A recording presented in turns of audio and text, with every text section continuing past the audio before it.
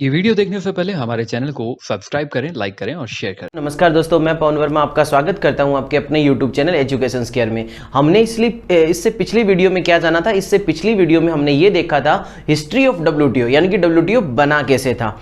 साथ ही साथ हमने उसकी डेफिनेशन भी जान ली थी और ये भी जान लिया था वो कब बना था। तो WTO क्या थी? WTO क्या है? एक ऐसी ऑर्गेनाइजेशन है, एक मात्र ऐसी ऑर्गेनाइजेशन है इंटरनेशनल लेवल पे जो क्या करती है, ट्रेड से रिलेटेड डील करती है इंटरनेशनल लेवल पे।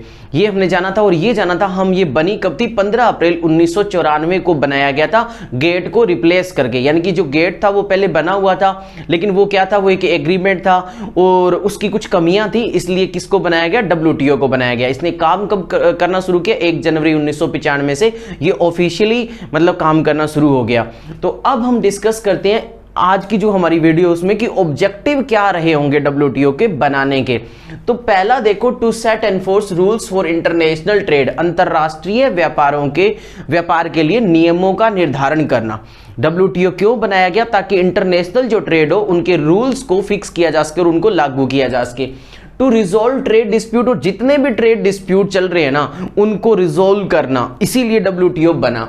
और to increase standard of living, साथ ही साथ इसका एक ऑब्जेक्टिव ये था कि स्टैंडर्ड ऑफ लिविंग है उनको बढ़ाना। स्टैंडर्ड ऑफ लिविंग बेसिकली इसमें किसके लिए बात की गई? डेवलपिंग कंट्रीज के लिए, क्योंकि डेवलपिंग कंट्रीज बहुत सी ऐसी चीजें होती है जो अपनी कंट्री के अंदर नहीं बना पाती, जैसे टेक्नोलॉजी से रिलेटेड ले लो।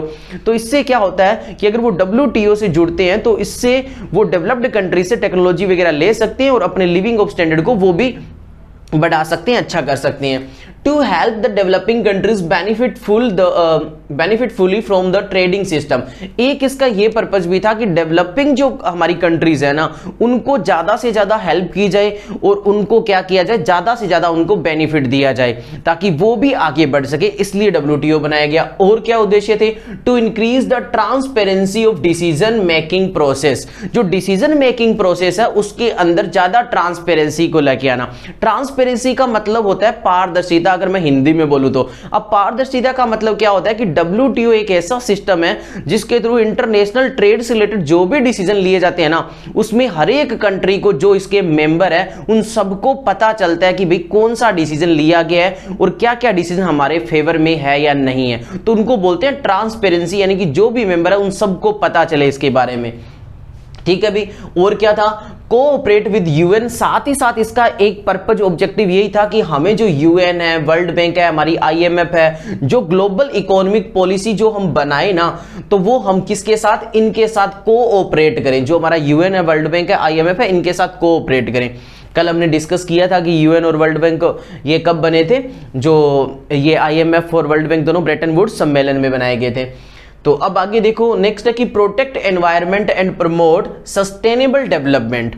एक इसका बहुत ही अहम उद्देश्य है, ये बहुत ही बढ़िया ऑब्जेक्टिव है कि इसके अंदर ये बात भी की गई कि हमें एनवायरनमेंट को प्रोटेक्ट करना है, हमें एनवायरनमेंट को एक्सप्लॉइटेशन नहीं होने देना, उसको नुकसान नहीं होने देना, इसके लिए भी ये बनाया गया। ठीक है भी। जबकि हमारा जो गेट था ना, जो एग्रीमेंट था, वो एक ऑर्गेनाइजेशन तो थी नहीं, उसके अंदर सिर्फ और सिर्फ एग्रीकल्चर से रिलेटेड या टेक्सटाइल से रिलेटेड ही डील होती थी, यानी कि गुड्स से रिलेटेड डील होती थी, ना तो सर्विस को इंक्लूड किया जाता था, ना ही उसमें ये सब कुछ डिस्कस किया गया था। तो इसीलिए उसको रिप्लेस किया गया कई कमियों के कारण और ये हमारा WTO लेके आए। और क्या था? Expanding the production and trade off goods. अच्छा, एक था कि हमें जो हमारा गुड्स है ना उसका जो ट्रेड है उसको बढ़ाना है, ज्यादा से ज्यादा एक्सपेंड करना है कि हम उसका एक्सपोर्ट और इंपोर्ट ज्यादा कर सकें दूसरी कंट्रीज के साथ और उसका प्रोडक्शन भी बढ़ाएं। सेम ऐसा ही नेक्स्ट पॉइंट है क्या कि सर्विस जो होती है उनका प्रोडक्शन बढ़ाना और उनके ट्रेड को बढ़ाना, उनके प्रोडक्शन और उनके ट्रेड को बढ़ाना भी ये ऑब्जेक्टिव थे। तो ये थे WTO को बनाने के कुछ ऑब्जेक्टिव, यानी कि हम सर्विसेज के जो प्रोडक्शन है उसको भी बढ़ाएं, जो गुड्स है उनके प्रोडक्शन है उनको भी बढ़ाएं। साथ ही साथ हम क्या करें, जो ट्रांसपेरेंसी है उसको ज्यादा से ज्यादा रखें। और क्या करें? और हम करें जो डेवलपिंग कंट्रीज है उनकी सहायता करें। और क्या कि हम जो स्टैंडर्ड ऑफ लिविंग है वो इनहेंस करें, बढ़ाएं। और टू रिजॉल्व ट्रेड डिस्प्यूट है उनको खत्म करें। और इंटरनेशनल ट्रेड के लिए जो हम नियम, जो मतलब जो जरूरी रूल्स है उनको निर्धारित किया जाए कि इंटरनेशनल ट्रेड अगर आप कर रहे हो तो इन रूल्स को आपको फॉलो करना है। तो ये कुछ ऑब्जेक्टिव थे जिनके कारण WTO बनाया गया। अब हम नेक्स्ट देखते हैं हमारा टॉपिक कि भी पॉसिबल एडवांटेज क्या है WTO की। What are the possible advantage of WTO? तो वो देखो, सबसे पहला है विश्व संसाधनों के अनुकूलतम उपयोग, यानी कि proper utilization of world resources, कि जो वर्ल्ड के रिसोर्सेज है ना सभी जगह, चाहे वो डेवलप्ड में हो चाहे डेवलपिंग में हो, उनका प्रॉपर यूटिलाइजेशन होना शुरू हो गया WTO के थ्रू। क्योंकि जब WTO से इंगेज नहीं थे तो इंटरनेशनल ट्रेड इतना नहीं हो पाता था। अगर इंटरनेशनल ट्रेड कंट्रीज नहीं कर पाती थी तो जो वहां पे नेचुरल रिसोर्सेज है उनको कंट्री अगर जितना यूज कर सकती थी उतना तो कर लेते थे, उसके बाद जो नेचुरल रिसोर्सेज है वो बहुत ज्यादा मात्रा में पड़े रहते थे, क्योंकि उन कंट्रीज के पास, सभी कंट्रीज के पास हर प्रकार की टेक्नोलॉजी नहीं होती, तो इस कारण वो नेचुरल रिसोर्सेज का यूज नहीं हो पाता था। लेकिन WTO के थ्रू क्या हो गया है, उनका प्रॉपर यूटिलाइजेशन पॉसिबल हो गया है कि कोई भी कंट्री हो जहां का जो भी नेचुरल रिसोर्सेस है यानी कि प्राकृतिक संसाधन है वो व्यर्थ ना जाए, वेस्ट में ना जाए। ठीक है भाई। नेक्स्ट है increase in export through multilateral system. साथ ही साथ इसमें क्या इससे बेनिफिट मिला कि बहुपक्षीय व्यापार से निर्यातों में वृद्धि। बहुपक्षीय व्यापार कैसे हो गया कि WTO के अंदर कोई भी कंट्री एक से ज्यादा देशों के साथ ट्रेड कर सकती है, तो इससे जो हमारा एक्सपोर्ट है ना हर एक कंट्री का वो बढ़ा है, और इसने हर एक कंट्री को एक समान अवसर दिए हैं कि आप भी अपने ट्रेड को बढ़ा सकते हो कंट्री के साथ जिस चीज में आप स्पेशलाइज हो। तो देखो, through international trade such a trade system developed in which all countries are getting equally chances. सभी कंट्री को इक्वली चांस मिला है WTO के थ्रू, जिससे वो अपने एक्सपोर्ट को क्या कर सके, प्रमोट कर सके, जिसमें वो स्पेशलाइज है। नेक्स्ट पॉइंट है lower prices for consumer. Consumer के लिए बहुत बड़ी बेनिफिट हुई WTO के थ्रू।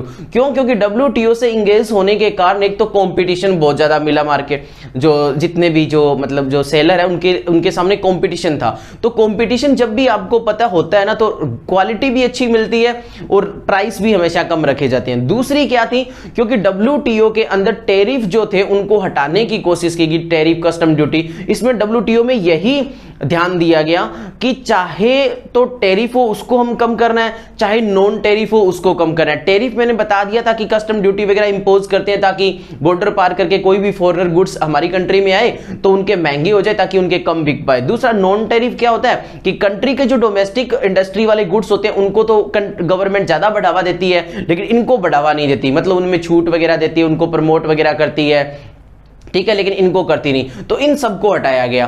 इसमें यह बात रखी गई कि भाई आप इक्वली ट्रीट करोगे, चाहे वो फॉरेनर गुड्स हो, फॉरेनर इंडस्ट्रीज के गुड्स हो, चाहे आप अपने वाली हो, तो इनके साथ आप क्या करोगे, इक्वली ट्रीट करोगे। तो इससे क्या हो गया, जो गुड्स थे वो टैरिफ वगैरह कम हो गए। टैरिफ वगैरह कम होने के कारण गुड्स ज्यादा बिकने लगे। अब ज्यादा अगर गुड्स बिकने लगेंगे और अच्छी क्वालिटी के गुड्स बिकेंगे तो कंज्यूमर को लोअर प्राइस में मिलेंगे या नहीं मिलेंगे, और इससे इनका स्टैंडर्ड ऑफ लिविंग भी इंक्रीज होगा। तो ये बेनिफिट मिला। तो देखो, removing tariffs enable us to buy cheaper imports. Tariff हटाने से हम ये योग्य हो गए कि हमें सस्ते रेट में इंपोर्ट्स यानी कि गुड्स हमारे मिलने लगे, एंड इट रेज कंपटीशन बढ़ा दिया।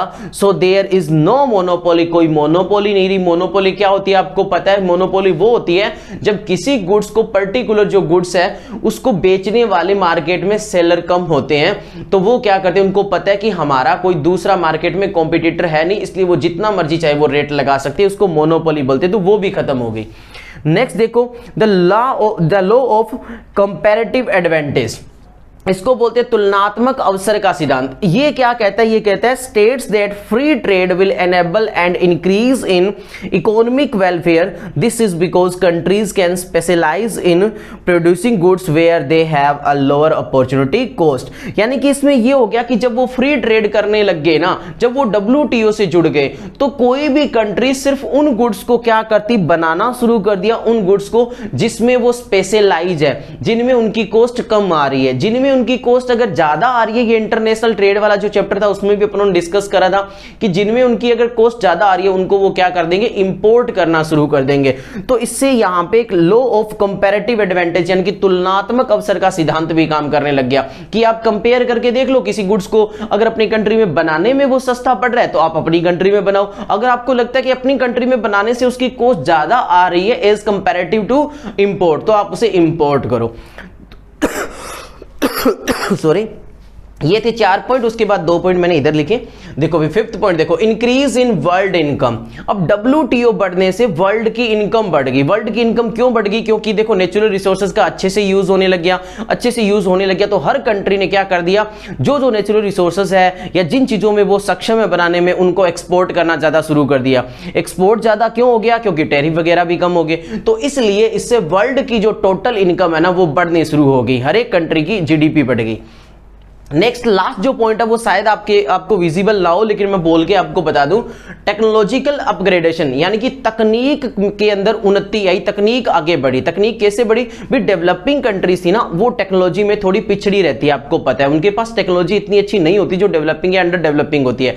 लेकिन जब वो WTO से जुड़े तो उनको इंटरनेशनल ट्रेड मिल गया। अब इंटरनेशनल ट्रेड मिलने से क्या हो गया कि जो टेक्नोलॉजी उनके पास नहीं है वो क्या करते थे, जो डेवलप्ड कंट्री है वहां से टेक्नोलॉजी ले सकते थे, इसलिए वो भी अपने आप को अपग्रेड करने लग गए टेक्नोलॉजी में। तो ये कुछ एक मैंने आपको बताई जो पॉसिबल एडवांटेज थे WTO के, और भी बहुत सारे हम लिख सकते हैं, लेकिन 6 से 7 पॉइंट कभी भी हम जब किसी क्वेश्चन से डील करें तो वो सफिशिएंट होते हैं। तो आई होप इतना सफिशिएंट है, ऑब्जेक्टिव आपको समझ में आ गए होंगे, एडवांटेज भी समझ में आ गई होगी। तो ये थी आज की हमारी वीडियो। अच्छा, अब मेरा एक थोड़ा सा ये है कि मैं जब पढ़ता रहता हूँ ना, क्योंकि मैं थोड़ा बाहर ज़्यादा जाना पसंद नहीं करता, मुझे बुक्स ज़्यादा पसंद है कि बुक्स पढ़ना ही अच्छा लगता है। तो कभी कभार जब मैं बोर होता हूँ तो कोई जैसे मोटिवेशनल शायरी होती है, पोइम्स होती है, वो लिख लेता हूँ, या कोई वैसे भी कोई शायरी लिख लेता हूँ। तो आज मैं आपके इस बीच में एक मेरा पहला शायर मैं आपके साथ शेयर करना चाहता हूँ, जो मैंने सबसे पहले लिखा था। तो बस वो ऐसे ही लिख लिया कि शायद मैं बोर ना हूँ, और आई होप आप भी उससे बोर नहीं होगे, थोड़ा पढ़ाई में थोड़ा इंटरेस्ट लग सकता है मे बी। तो मेरी जो पहली शायरी है वो आपके साथ मैं शेयर करता हूँ। लिखे हैं कुछ अल्फाज मैंने तेरे प्यार में, लिखे हैं कुछ अल्फाज मैंने तेरे प्यार में, इन्हें दरकिनार ना करना। लिखे हैं कुछ अल्फाज मैंने तेरे प्यार में, इन्हें दरकिनार ना करना। भले ही मुझसे प्यार ना करना पर किसी आशिक को यूं बेकरार ना करना। भले ही मुझसे प्यार ना करना पर किसी आशिक को यूं बेकरार ना करना। तो ठीक है दोस्तों, मिलते हैं हम एक नए टॉपिक के साथ नई वीडियो में। जय हिंद, जय भारत।